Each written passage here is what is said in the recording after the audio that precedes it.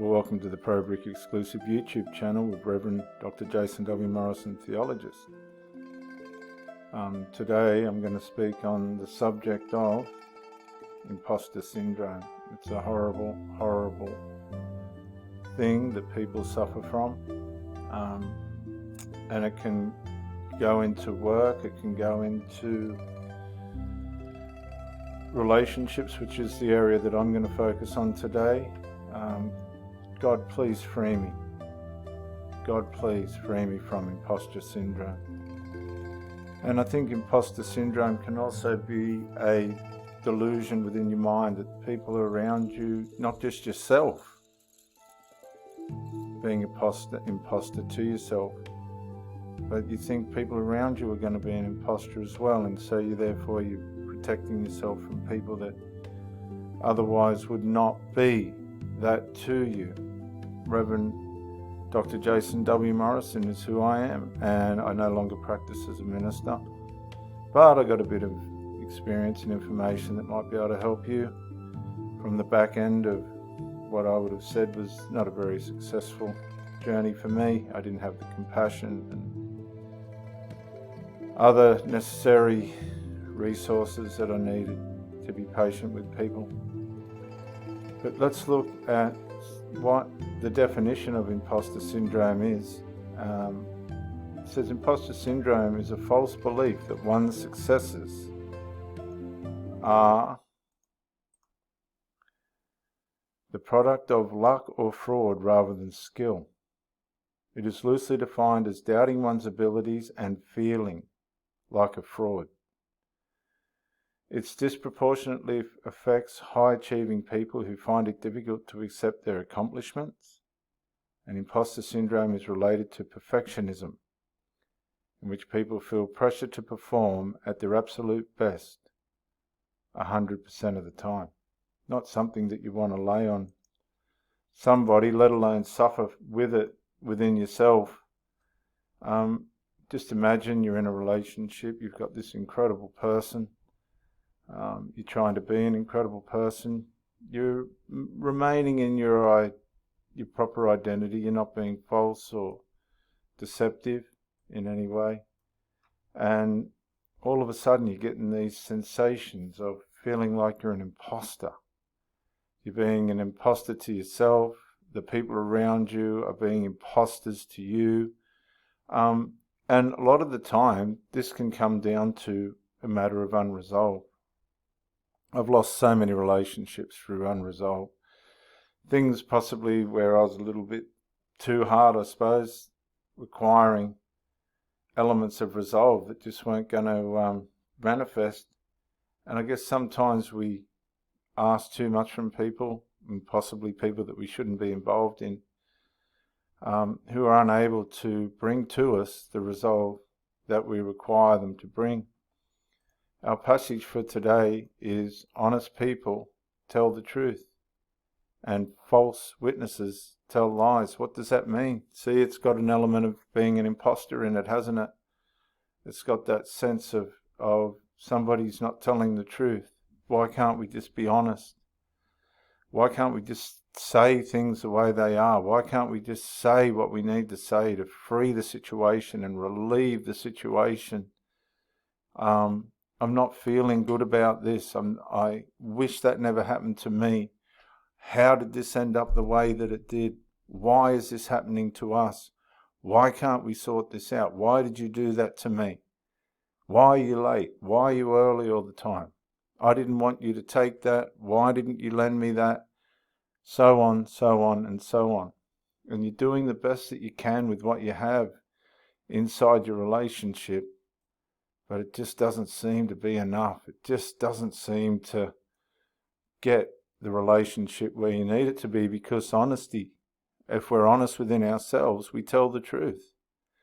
If you're holding back the truth, you're a false witness, and people recognize this. You're an imposter. You're being an imposter. Now, you may not need to be. You might be scared about sharing what the real problem is. You might be scared about resolving what the real problem is. You might not want to face the issue because you're frightened that you're going to lose the person that you've got, or they're going to push you away. And honestly, you're better off being honest than that happening. than risking being false, telling lies and losing that person anyway, because people don't like people that tell lies. They just don't like that. And this is what happens a lot of the time. People that are trying to be genuine are losing fantastic relationships because of unresolved through being a false person, through not telling the truth.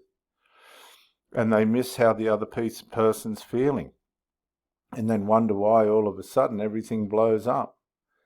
And this then gives the sense of not just that you've been an imposter deep inside through not dealing with the issue, but the other person's turned out to be an imposter because they've thrown you to the curb because you haven't dealt with what needed to be dealt.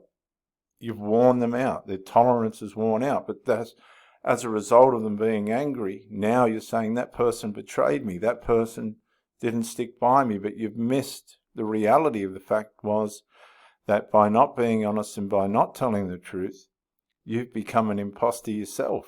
And guess what? This is what I've learned. I've learned people that have been abused will abuse.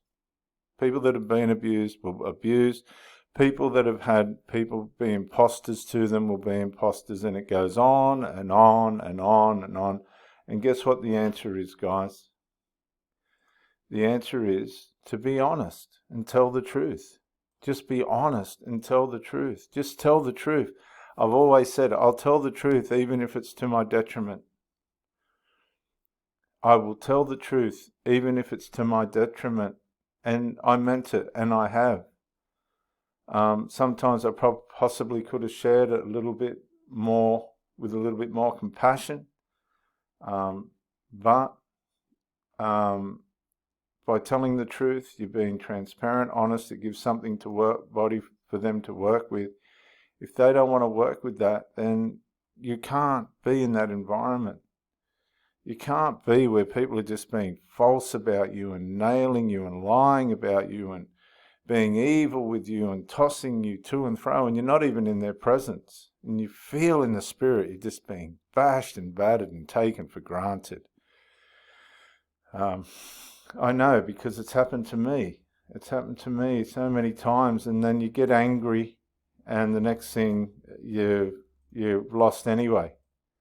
That's why it's not good to be around people that don't appreciate you the way that they should. They're trying to juggle you within their mess, their own mess, and their own unresolved issues. And that's hard. It's really, really hard. It makes life complicated. It shouldn't be that way. And this is why a lot of us get to the point where we go, God, please free me from this imposter syndrome. I'm not being honest, and that's why I feel this way. I'm not being honest with myself. I'm not being honest with the people around me. I'm not being honest with anyone when it really comes down to the meat and potatoes. I'm living the life of an imposter, because that's what being false is. When you're false in the relationships that you're in, because you love that person and you don't want to lose them, but at the same token, you can't deal with the issue because you're sandwiched in the middle of it all. And you're just relying on everybody's ability to tolerate the situation with it just festering underneath. Guess what's going to happen? You are going to feel like an imposter to yourself. You're being an imposter to yourself because you know that there's things that you need to deal with, but you're being dishonest with yourself. You haven't got the courage, you're being fearful, and you're turning against yourself. You're starting to see yourself as an imposter. And that reflects out. That reflects out. It's not healthy to feel that way. It's not right to feel that way. But what's the answer? The answer's so simple, isn't it? Be honest and tell the truth. Don't be false, because false is what? It's being an imposter. And nobody wants to be that. Nobody wants to do that. You can actually feel that way too when you blow up. When you've gotten to the point in a relationship where things haven't been resolved and you've just blown up all of a sudden and you've kicked the other person to the curb and they make you feel like, was that really necessary? Should you have done that? And all this other stuff. And you've begged for resolve. This is what I say to people. Triangulated relationships, when there's more than one person controlling the relationship, even if the other people are covert.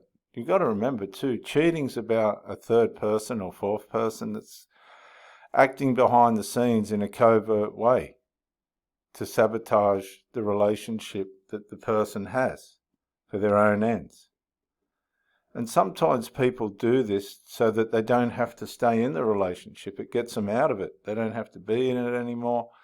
They can now feel some kind of relief by escaping to somebody else that's agreeing with all their petty whinging and all. And what's that make you when you cheat? What's that make you? It's easy, isn't it? It's easy. An imposter. Because if you've got an imposter syndrome, if you don't think you are doing what you're doing out of your own effort, out of your own investment, and it's all valuable, right? Then you're going to feel, you're just not going to have self-worth. You're going to feel undervalued. And so you'll turn somewhere else, right, where all the issues don't exist, where nobody else has had to carry the strain, somebody that can just come along and everything's all right, even though it's not. And you even become more of an imposter. Or you whinge and bitch to your friends and you whinge and bitch about this, but if you're not getting to the root of the problem, if you're not being honest and telling the truth, right, even if you need to be corrected, even if you need to be realigned, then really you are suffering from imposter syndrome, because you're just not, or a version of imposter syndrome, because you're not being honest the way that you should be.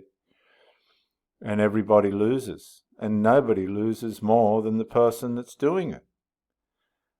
An honest person tells the truth, and a false witness tells lies. We'll do anything not to be accountable. We'll do anything not to be responsible. And I've seen this time and time again, and I've seen people go deeper and deeper into trouble, deeper and deeper into darkness, and they didn't need to. They didn't have to. All that we need to do a lot of the time is set up boundaries, set up healthy boundaries in a way in which the people that are out of order are being put in order without any fear.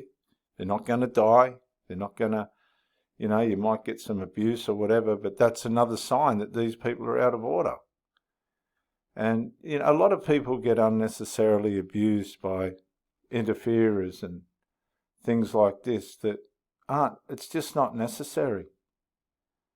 But it happens all the time. It happens all the time.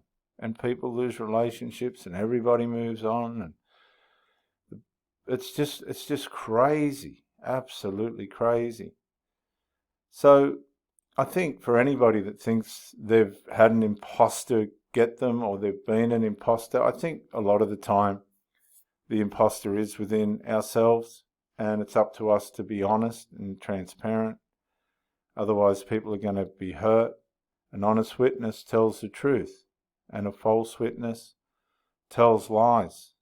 I challenge you today, I really do. I challenge you as you've watched this. If you have acted like an imposter, you've actually manifested the traits of an imposter. And I found this Reddit post, how do you identify an imposter? And it says, I'm not seeing anything to pick up on. Most things look similar and nothing really stands out. Is there anything that makes the imposter stand out a bit? So let's look at some of these comments, guys, and see what's happening. The imposter is a machine learning bot. So you can tell whether it's a bot by looking for grammatical errors or sentences that make no sense. Also, there's a few scripts out there that help you by removing known human answers. That's probably got to do with cyber imposters or something. But there's not much in this. Sometimes it's just luck. What about this? This is about, that's the same thing. I don't know what that is. Sorry, guys. But if you are suffering from feeling like you're an imposter, or you've been an imposter, or this kind of thing, start with this. An honest person tells the truth.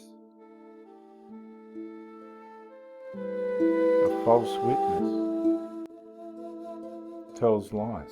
Have you really been honest in your relationship? Are you being honest in your relationship?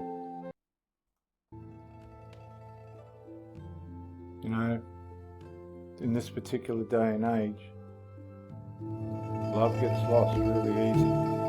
Really, really easy. I mean, I'm not kidding. It's getting chucked down the drain, left, right and centre.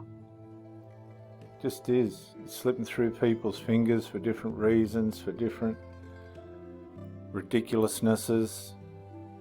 Just things taken for granted, trying to juggle delusions and other people's ideas of who should be doing what and who's what and this, that and the other. People get tired of all that. There's no need for all that, is there really? What really matters at the end of the day? That's what we find out, and too often we find out the hard way. The Bible asks the question and warns us and tells us and teaches us. An honest witness tells the truth. A false witness